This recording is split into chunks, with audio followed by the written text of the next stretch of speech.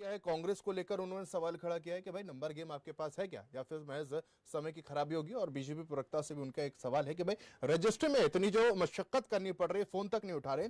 इन दोनों का जवाब मैं आपसे लूंगा। सुरेंद्र भाटिया जी का पहले रुख करूंगा। भाटिया साहब, मैं आपसे जानना चाहूंगा अब की बार सदन में कौन कौन से मुद्दों पर आर पार होने जा रहा है, क्या देखते हैं आप?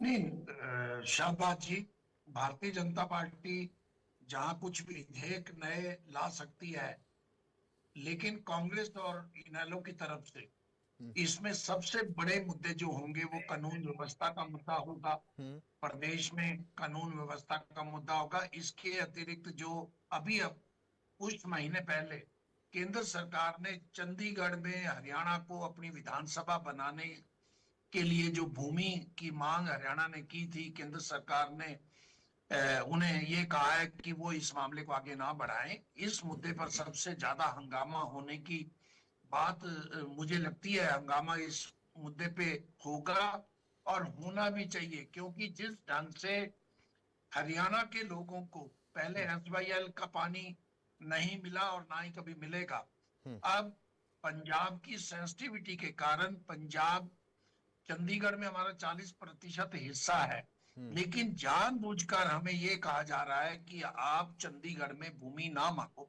अगर परिसीमन लागू होता है, जो केंद्र सरकार ने कह रखा है जनगणना होगी और उसके बाद 26 में 29 में परिसीमन में नई सीटें 126 हो सकती हैं, और 126 सीटों की विधानसभा हमारे पास नहीं है।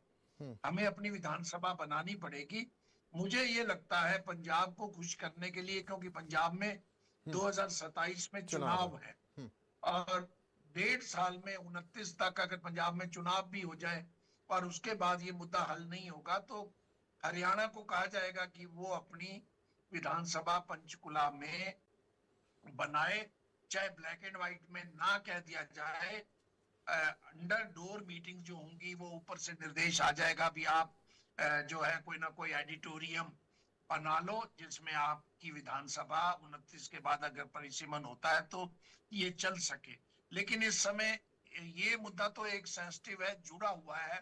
हम चंडीगढ़ में रहे, पंचकुला में रहे, हरियाणा के 70% जो कार्यालय हैं पहले ही पंचकुला धीरे धीरे शिफ्ट हो रहे हैं। वहां केवल मंत्री बैठते हैं सेक्रेटेरिएट में, और जो 17 सेक्टर में जो हमारा छोटा दूसरा लघु सचिवालय एक और है, सेकंड जो, वहां कुछ कार्यालय है, बाकी सभी कार्यालय, चाहे पुलिस हेडक्वार्टर हो, चाहे शिक्षा सदन हो, चाहे हैफर्ड हो, चाहे हुड्डा का ऑफिस हो, सभी कार्यालय ऑलरेडी पंचकुला में शिफ्ट हो चुके हैं। तो ये तो मुद्दा रहेगा, लेकिन जो हरियाणा के लोगों के मुद्दे हैं, आपने 2 दिन के समाचारों में देखा होगा 200 दुर्घटनाएं हरियाणा में हुई धुंध की वजह से, और उसमें 11 लोगों की मौत हुई। ये जैसे हाईवे, अभी हाईवे की बात भारतीय जनता पार्टी बहुत करती है। हाईवे पे कुछ जगह पे लाइटें पुलों में लगी हैं, आबादी के एरिया में लगी हैं, लेकिन वो ठीक नहीं चल रही। अगर हाईवे पे, मैं आपको एक चीज बताऊंगा, मैं 84 में मुझे विदेश जाने का मौका मिला, और वहां 150 किलोमीटर पे जब हाईवे पे मैं गया तो वो देखा वहां 84 में स्ट्रीट लाइट लगी हुई थी। आप जहां पे 120 किलोमीटर 100 किलोमीटर पे गाड़ी चलाने की अनुमति दे रहे हो, उनमें हाईवे की क्वालिटी सही होनी चाहिए। इंजीनियरिंग के कारण अनेक दुर्घटनाएं हमारे यहाँ होती हैं, ये बड़ा मुद्दा रहेगा। कानून व्यवस्था, आजकल नई चीज आ रही है, लोगों को धमकियां मिल रही हैं, गैंगस्टर। शायद पुलिस ने भी माना है 85 गैंग जो है वो हरियाणा में काम कर रहे हैं। छोटे शहरों में ये नई तरह की प्रॉब्लम है। छोटे शहर में किसी के पास 10-20 करोड़ रुपए की प्रॉपर्टी दिखाई देने लगती है तो गैंगस्टर और छोटे जो गुर्गे हैं उनके, वो उनको धमकाने लगते हैं, फिरौती की बात करते हैं। हांसी जिसको कल जिला बनाया गया है, हांसी में सबसे पहले आज से 10-15-20 साल पहले ये फिरौती के काम चले थे, इसलिए मनोहर लाल जी ने 2016 में उसको पुलिस जिला बनाया था। नशा बहुत बड़ा है, बेरोजगारी है, ये सारे मुद्दों पे एक सकारात्मक बहस होनी चाहिए। और इस सेशन को, जो 3 दिन का सेशन है, इसे कम से कम एक सप्ताह का सेशन होना चाहिए, सभी को मिल बैठ के इन जो हमारी समस्याएं हैं, लेकिन कांग्रेस तो निश्चित रूप अविश्वास से प्रस्ताव की बात कर रही है, इसको कैसे देखते हैं आप? हाँ जी, शाबाश जी।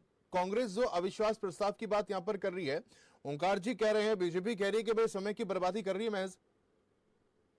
नहीं, अगर वैसे देखो कांग्रेस अगर ला रही है तो उसका अधिकार है, लेकिन ना उस अविश्वास प्रस्ताव ना लाके वो जो सकारात्मक मुद्दे हैं, जो बेरोजगारी का मुद्दा है, नशे का मुद्दा है, कानून व्यवस्था का मुद्दा है, वैसे मुद्दे बहुत हैं। आप उन मुद्दों पे विचार किया जा सकता है। आप ध्यानाकर्षण नहीं, अवधि प्रस्ताव तो के वैसे ही माध्यम कम है, से जैसे कि बहुत आप भी कह रहे कि भाई संसद सदन में जो चर्चा है वो कम से कम एक हफ्ते की होनी चाहिए, लेकिन जो 3 दिन की बात यहाँ पर कही जा रही है, उसमें अगर अविश्वास प्रस्ताव ले जाते हैं, उसके बाद वॉकआउट कर लेते हैं, कहाँ किन मुद्दों पर बातचीत हो पाएगी? फिर ये तो समय की बर्बादी होगी। भाटिया साहब। शाहबाज जी, एक मिनट प्रश्न अपना दोबारा करना, जी बीच में आवाज। जी, सवाल यह है, आप कह रहे हैं कि कम से कम एक हफ्ते चर्चा होनी चाहिए, लेकिन समय 3 दिन का है, ये अवधि इतनी कम है और उसमें अविश्वास प्रस्ताव लेके आते हैं और उसके बाद वॉकआउट अगर कांग्रेस कर लेती है, तो ऐसे में तो मुद्दों पर बातचीत हो ही नहीं पाएगी। नहीं, बिल्कुल निश्चित रूप से मुद्दों पे बातचीत नहीं होगी, क्योंकि अविश्वास प्रस्ताव जो लाया जाता है, जैसा कि ओंकार सिंह जी बता रहे हैं, आमतौर पे जो विपक्ष जो डेमोक्रेसी में हमारे देश में अपनी बात कहने के बाद सरकार की बात सुनने से पहले वो आमतौर पे वॉकआउट कर जाते हैं, क्योंकि वोटिंग तक जो है मत विभाजन तक बात नहीं पहुंचती, क्योंकि उनको पता होता है भी हमारे पास जो है वो नंबर्स नहीं है।